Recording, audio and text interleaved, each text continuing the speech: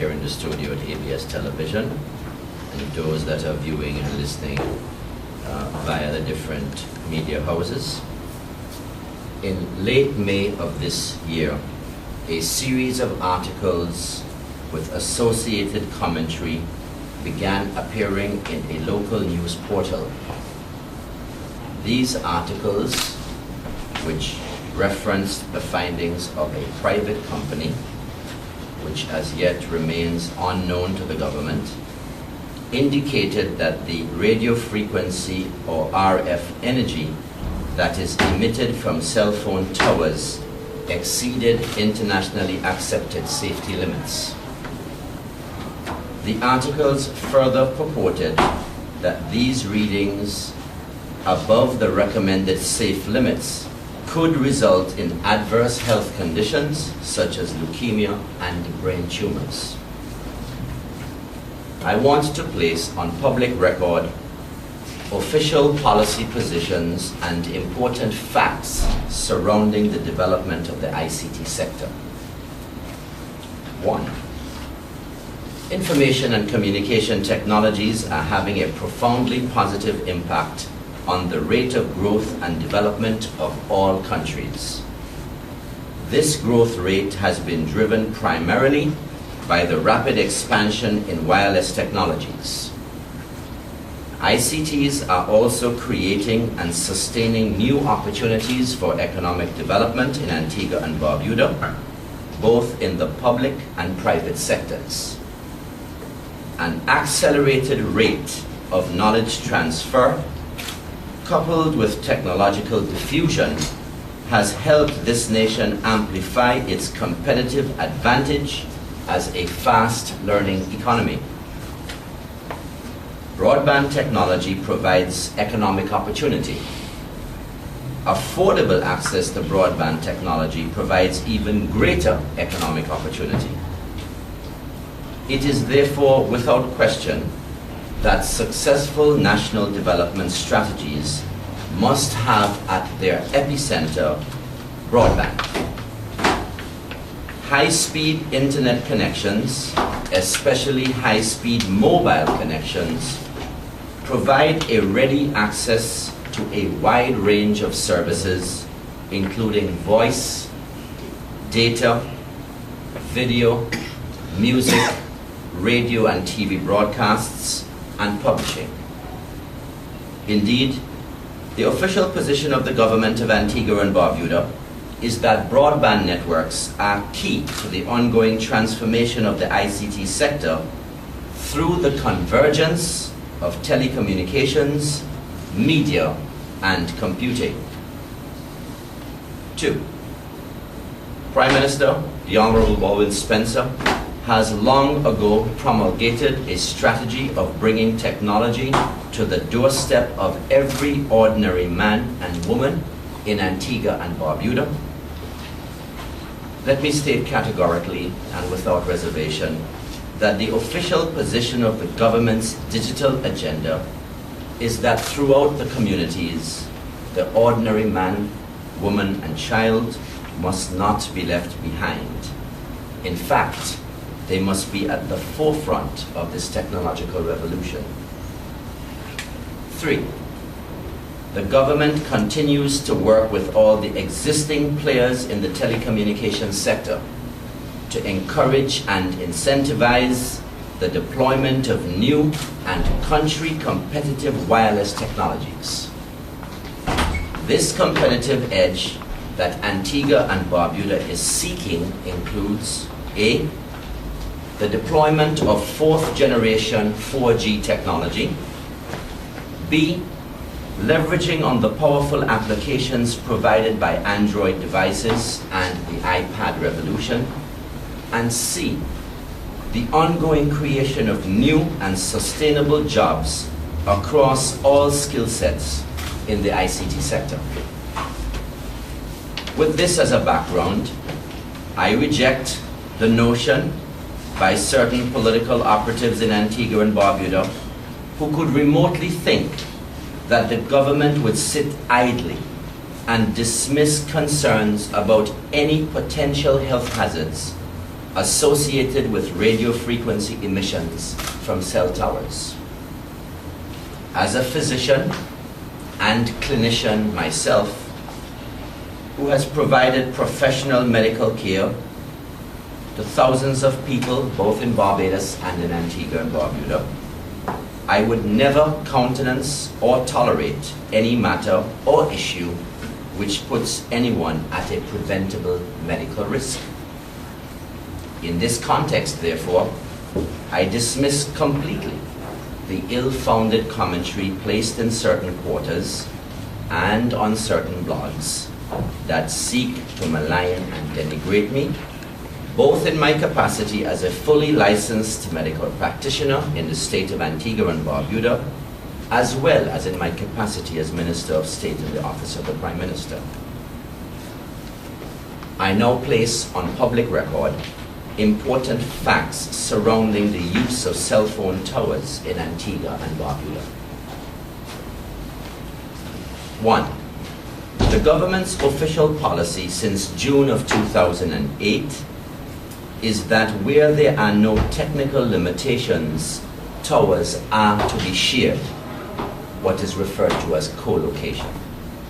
Several towers are currently owned by one of the operators, but are utilized by others. I can confirm that Lime has an agreement with Digicel to share towers, and that currently Lime shares towers with both CTV and APUA iMobile. I can also confirm that ACT shares towers with Digicel as well as APUA iMobile. In addition, Digicel currently shares towers with the Observer Media Group, ACT, CTV, and APUA. 2. In June 2008, the telecommunications officer, Mr. Clement Samuel, wrote to the then acting town and country planner at the Development Control Authority, the DCA, Mr. Denzel Solomon, indicating that any requests to the DCA to erect towers or any other telecommunications facilities must first have the authorization of the Telecommunications Division before they are given approval by the DCA. In December of 2009, Mr. Samuel again wrote to Mr. Denzel Solomon at the DCA, indicating that several new towers and communication facilities were being erected across Antigua without the approval or oversight of the Telecommunications Division. Mr. Samuel again pointed out to the DCA that any applications to erect towers or any other telecommunications facilities must first be authorized by the Telecommunications Division. Notwithstanding these two letters, it was only on December 15th, 2009 that a response was received, indicating that the DCA, and I quote, is not cognizant of the fact that we have approved any erection of transmission towers, end of quote. A copy of all three letters will be released to the media along with a copy of this statement. 3. The Ministry of Telecommunications has become aware that at least 18 new towers have been erected in Antigua and Barbuda by the Antigua Public Utilities Authority without the permission of either the Telecommunications Division or the Development Control Authority. I have requested from Mr. Frederick Southwell, the current acting town and country planner, a report into this matter. I am awaiting this report. 4. Prior to the publication of the online news articles about the purportedly above normal radio frequency energy emitted from cell phone towers, the technical information available to the Ministry of Information, Broadcasting, Telecommunications, Science and Technology was that the public exposure to radio waves from cell phone towers is minimal, since the power levels are relatively low, the majority of the antennas are mounted above ground level, and that the signals are transmitted intermittently rather than constantly. In addition, there was little existing evidence that was accepted by international radiation experts that living, working, or going to school near a cell phone tower might increase the risk of cancer or other health problems.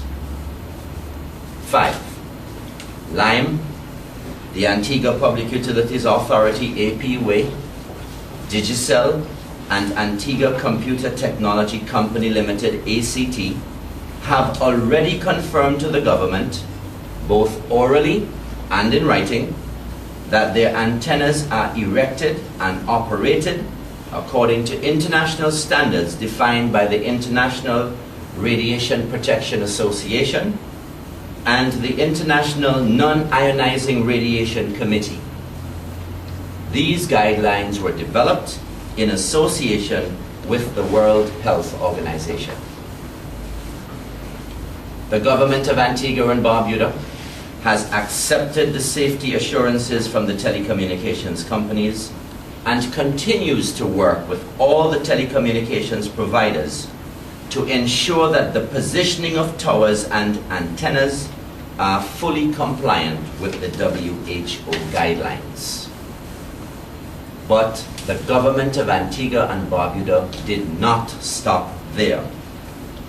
We gave the citizens and residents an assurance that we will request from PAHO WHO that an independent, expert health hazard assessment for radio frequency signals be undertaken, including those signals from broadcast services and mobile communications. I am pleased to report that the government's request to PAHO for an independent assessment was granted. Working in collaboration with the Chief Medical Officer, Dr. Rhonda Seeley-Thomas, and the Ministry of Health, the Ministry of Information has this week been pleased to provide logistical support to Mr. Jorge J. Skavaca, an electronics engineer and a member of the World Health Organization, Pan American Health Organization Expert Advisory Panel on Radiation. Mr. Skavaca has been conducting a detailed assessment of the radio frequency emissions from cell towers, and he will today present to the media and to the public at large via this live television, radio, and internet broadcast his findings. Mr. Skavaca's full report to the government of Antigua and Barbuda is expected shortly, and I look forward to his findings and recommendations. The full findings and recommendations will be made public after the Cabinet of Antigua and Barbuda has had an opportunity to deliberate on the report. On behalf of the government of Antigua and Barbuda, I want to thank very profoundly Mr. Skavaca, who traveled here from Argentina.